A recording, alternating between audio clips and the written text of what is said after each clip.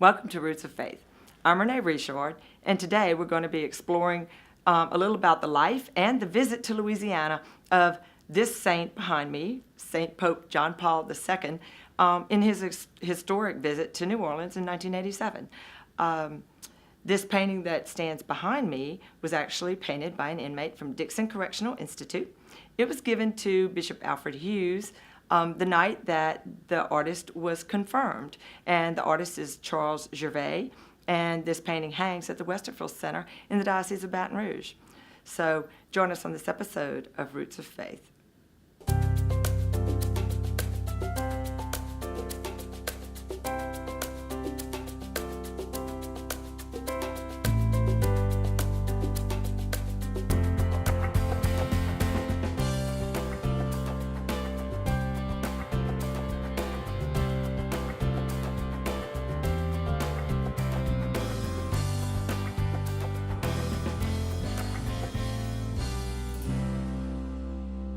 Welcome to the show.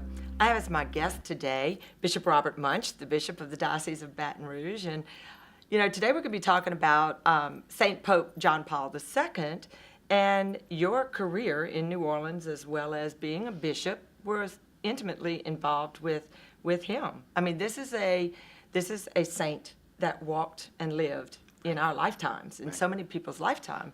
And, was an amazing man, and of course, my Pope as well. And he was our Pope from 1978 to 2005 when he died. And you were ordained, in... Well, I was ordained in 1990 as a bishop. As a bishop right. under him. So, anyhow, tell us a little bit, when he was elected Pope even, what did you think about? Well, that was a dynamic time in the church, and it was so stunning to elect someone his age and his non-Roman heritage, and so it was kind of revolutionary, and he proved a great choice. Right. I think Archbishop Hannon, in his book, when I had to do the exhibit on Archbishop Hannon, said that the Holy Spirit was moving, and he quotes it in a very fiery way that day that he was elected, because this was a pope that was elected the first time in 400 years, I think, that a non-Italian, he was Polish. Right. His real name was Karol, spelled with a K, Karol Joseph, see if I can get his name, Wojtyla? Wojtyla. Okay, I've been practicing my Polish. So, Karol Joseph Wojtyla. Wojtyla. He was born in 1920, but had a rather sad childhood. His mom died when he was 9, and his only other brother died, I think, when he was 12. And right at the time that the Nazis took over Poland was when he was starting in the seminary, or he had been, not in the seminary, but he had been in college, and he liked acting and he was athletic, very dynamic man, but had decided to be a priest. And then when Poland became communist, he secretly went into the seminary, which was a very dangerous thing to do at that point in time. And then when World War II ended, he was ordained, I believe, in 1946. He went on to become a bishop in a short time after, in 1958, and then I think a cardinal after Vatican II in like 1968. Just to kind of give you a little background about him and, his early life and kind of the personality that led to how we know him, as bishop. So you were saying you came up with a bunch of terms to describe him. Well, in your knowing him. Ever since the 10 Commandments, 10 is one of the numbers. And so I had to write this down. I was reflecting on it. And so I'm reading it only because I could not, by memory, give them. But these are my descriptions. To me, to adequately describe St. John Paul II, you have to look into superlatives, because there was nothing average about him. And I have put down 10 characteristics. There are many more. But first, utter holiness. 2, dynamic faith. 3, tremendous charisma. 4, complete dedication. 5, boundless energy. 6, laser focused. 7, unlimited zeal. 8, mission-minded. 9, enormously talented. And 10, true shepherd to the flock. There are more that could be said, but all of these were absolutely true. Amazing, because you read about him, but I love how you were able to, pull out the words. But this is a man you knew, you Right. worked with, Right. correct? Well, I met him when he came for the visit in 1987. The background was Archbishop Hannon, when Bishop Ott was moved to Baton Rouge, Bishop Hannon named me his executive assistant to the office. And then when Archbishop Hannon, who negotiated the papal visit, and he could be laser focused too when he wanted to be, and he certainly was on this. He convinced the Pope, to come. So Archbishop Hannon said, in preparation for the visit, which we found out in New Orleans a year and a half before it actually happened, he said, I'm going to be busy with a lot of the preparations, and the now Bishop Morin, who's now retired, Monsignor Morin was named as the coordinator of the visit, and he did a superlative job, excellent job. And so Archbishop Hannon said, so I'm going to need you to hold down the office a little bit, so I'm going to ask you to be the coordinator of the hospitality. Big job. So you talk about a nice job to have.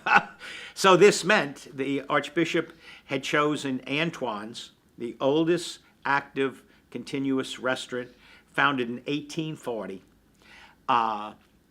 to supply the meal. And it's the only time in Antoine's history it ever catered meals. Oh, wow. It catered the meals at the Archbishop's residence. So the Pope did not go to the restaurant. The restaurant came to the Pope. And Bernard Randy Gus, the proprietor at the time, enlarged the Hannon table. The table in the residence at the Archbishop's house was from the Hannon family, but it was enlarged so that it was maximum capacity to seat 22 around the table.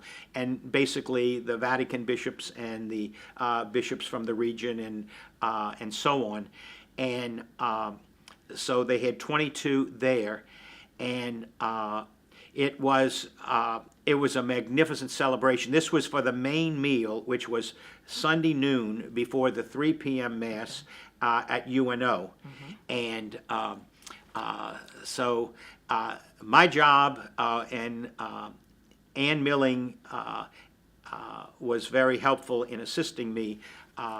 Not only in that, but there's an interesting story about, she called Lenox China because she said, she asked for a table setting of 24, and she says, we just don't have that, and she asked them to donate it.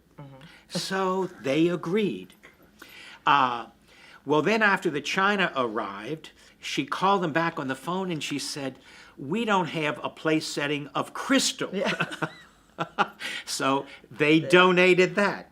And they donated, it was like 3 stems for every no, place exactly. setting. No, I mean, absolutely. This wasn't a little. This wasn't simple. No, I mean, no, they absolutely. really did. And I have great teased job. saying that when that executive got off the phone, hung up, he said to his assistant, thank God we don't make silverware. You're right. That's so true. But we had the silverware, so that was covered. And Anne and her husband King, we went to Antoine's at least twice, if not 3 different times, to sample various things on the menu. And, it was all part of the job. I had to be saying, this is for the Pope. How wonderful. And so the last one was, about 2 or 3 months before the visit, and the proprietor, Bernard Gus, said, Father, he said, it's kind of time for you all to make some decisions, So the menu was selected. The Vatican had told us they wanted it to be simple.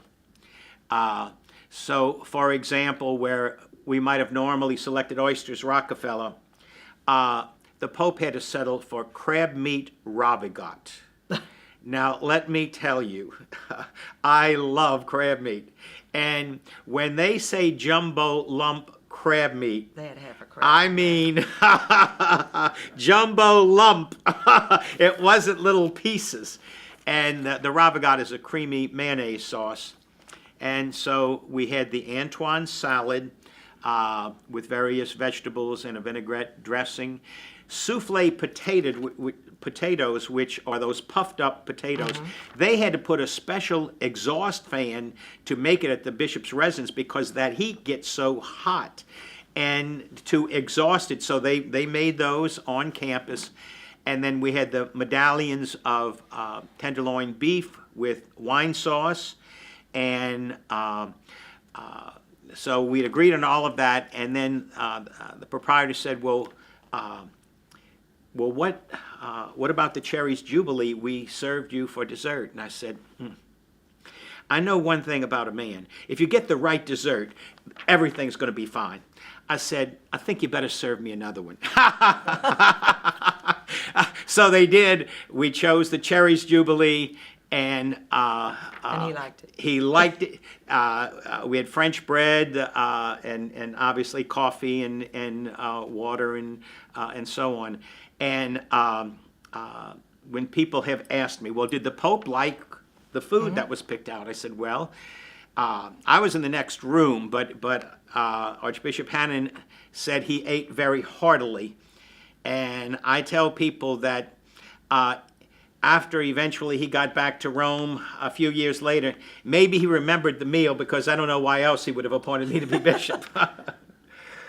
But it was a wonderful occasion. And another thing about that, the Vatican MC priest MC, came in and he was worried because we were supposed to helicopter to UNO, and, and the schedule was running late. It was raining, and so we had to use ground transportation. And he said, we're running late, you know. And I said to him, well, they're on dessert. Well, I knew he would fall for that fake. They were on dessert, but I knew it wasn't going to end Right then and there. And Archbishop Lipscomb told me, and well, we had found out this otherwise, but after they had served dessert, Bishop Ott said to the Holy Father, I know you like to sing, but we have a bishop here who also is a good singer, Bishop Boudreaux from Thibodeau, home of Thibodeau. And so Bishop Boudreaux once again sang The Impossible Dream, which he was known for singing and all of that. Wow. And the Pope enjoyed his singing very much. And the priest MC was getting more and more nervous as the time was going on. But we made it all, and that worked out. Yeah, I was one of those that was in the crowd of those 130, thousand. And I know Hannon, they actually had to fly over the city of New Orleans to find a place that could accommodate the crowds that wanted to see the Pope because the dome was not large enough, for that. That was true. And secondly, about a week or two before, and of course this was September, and they were predicting 90s and all of that, an assistant to the mayor of New Orleans got on television and he was being interviewed, and the interviewer asked him, well, how are you going to supply medical help? It's going to be hot and you might have some people that are not in the best of health and all of that. And he says, yeah, well, that could be a problem. Well, that started people to kind of, oh my goodness, you're going to all, die of heart attacks or whatever. So Archbishop Hannon got on television and he said, look, I'm just here to tell you that all of the main medical resources of the area are going to be out there. And if you're going to have a problem with health, you better be there, because if you're someplace else, they're not going to be able to get you. That's awesome. And then the rain that day cut down the crowd as well. But people, we on the ground transportation, there was hardly anybody on the streets. Mm-hmm. When they heard we had, some of them were lining the streets and applauding. Monsignor Marana, who was vice chancellor, was also working on this. As we were going, people were applauding us because we were in one of the lead cars. But it was a great experience.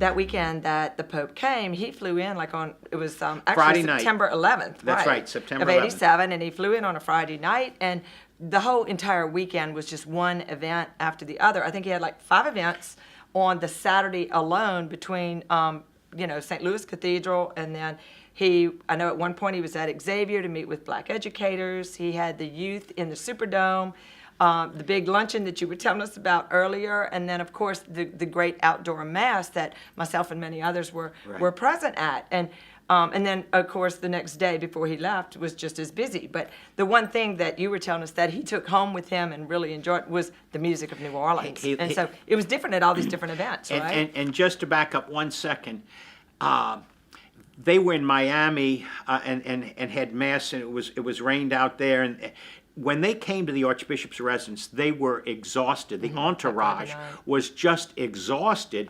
And here, you had this was just warm up for more. But the Pope at the end of the Mass, and I'll talk about the Mass, said, "I have heard about the beautiful music of New Orleans. But today I have heard it personally and in my visit, and I know why it is so magnificent. I've had the personal experience." And people would say when he got back to Rome, and they would talk about his visit, and including when they would mention New Orleans, he'd say, "The music, the music, the music." And he himself, of course, was a singer. So, okay. I didn't read that about him. Oh yes, as well as an actor, so the music at the Mass, and the Olympic band welcomed him when he came. When he had the youth rally, the St. Augustine High School Marching 100 member band played, and there was a group of Vietnamese singers and dancers that performed for him, and so he was very much taken up with all of this. But as I reflect on that time, and I've written this down so I don't forget anybody, but imagine having Pete Fountain playing on the clarinet, "Closer Walk with Thee." Just a closer walk. Al Hurt on the trumpet playing "Ave Maria." Oh. Ronnie Cole on the piano playing "Amazing Grace," and my understanding was Ronnie Cole is not Catholic. I'm not even sure if he's still alive, but that he said he never played it with more fervor than he played it at that Mass at UNO. Father Dominic Bro, who was a Benedictine who now lives in heaven, who had this operatic voice and sang in the Metropolitan Opera. Oh, wow. He sang the responses, led the people in the responses to the general intercessions. And what a voice he had, and what a wonderful human being he was. Then the congregation sang. Archbishop Hannon always said his favorite song was "Let There Be Peace on Earth." And so you had the whole congregation singing "Let There Be Peace on Earth." And then St. John Paul II sang the blessing at the very end, which I think he must have been used to be doing that. And where else are you going to find in one place all of these people singing and praising God, who had so much talent and gave fully of their talent, felt so honored to participate in this, and what a legacy all of that was. And by the way, there is a video that WWL New Orleans produced. Angela Hill was the MC for it. And shortly after the Pope left, and it's about an hour, but if you go on the internet and put "Apostle to the Word, John Paul II visit to New Orleans," it's worth a look. That's awesome.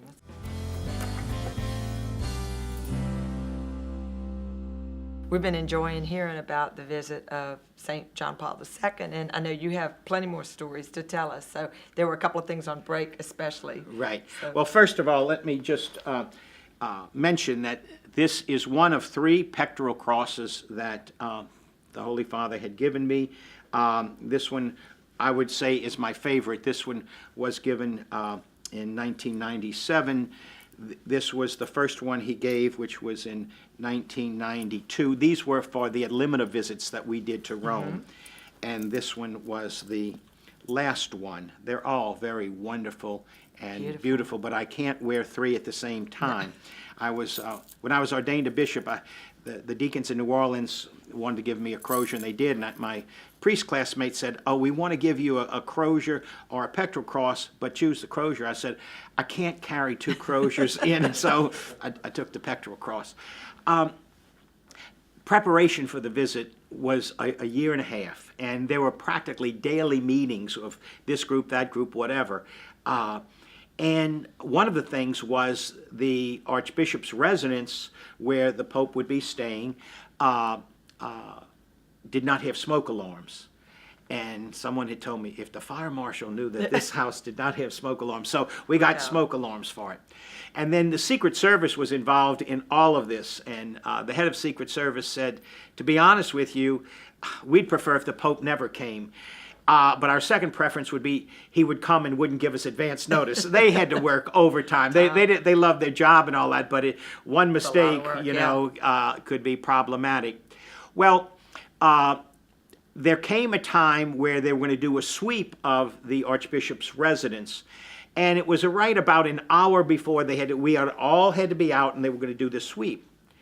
Well, we did get smoke alarms, but this buzzer went off.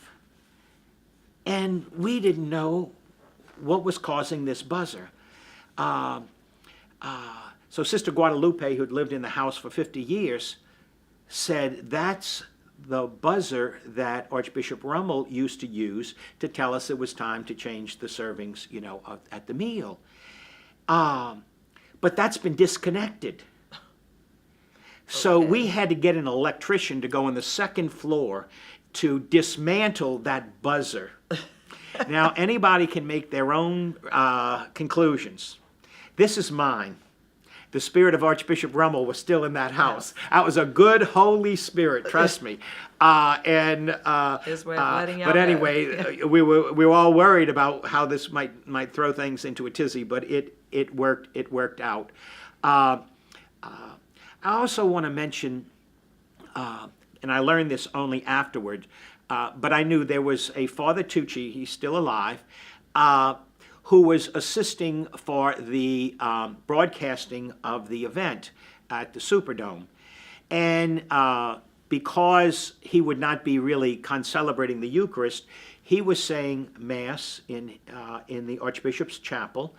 And he reported afterwards to someone, in the middle of him celebrating private Mass, the Pope came in to do a visit to the Blessed Sacrament. And when he did, he saw that Father Tucci was celebrating Mass. Father Tucci reported, he came up and served my Mass. Wow. I can tell you, and Father Tucci said, I think this was the most reverent Mass I ever said. But that imagine the Pope, and this wasn't for publicity, this wasn't a stunt or anything else like that. It was just the Pope being the Pope.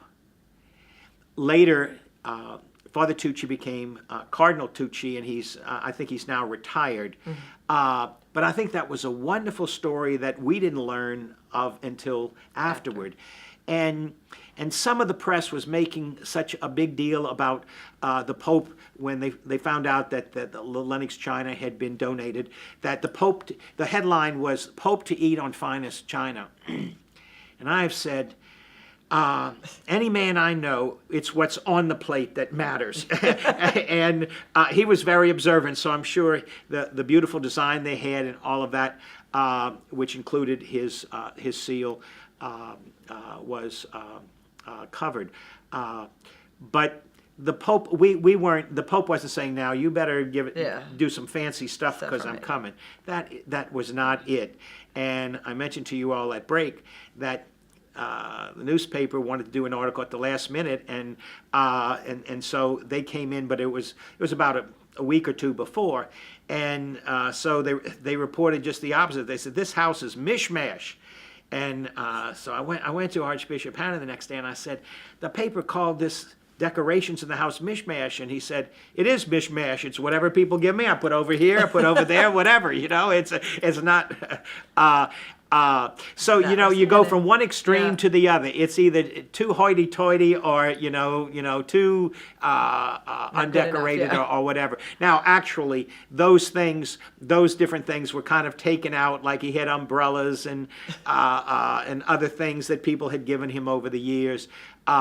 And so they brought in some other things to kind of, Balance it all out, bounce it all out. So it worked out fine in terms of that. Just to summarize, the spirit of that visit touched the soul of New Orleans. People who were of faith, people who were not of any faith. And it was a celebration that really brought and highlighted Catholicism in this historic city that is now celebrating 300 years.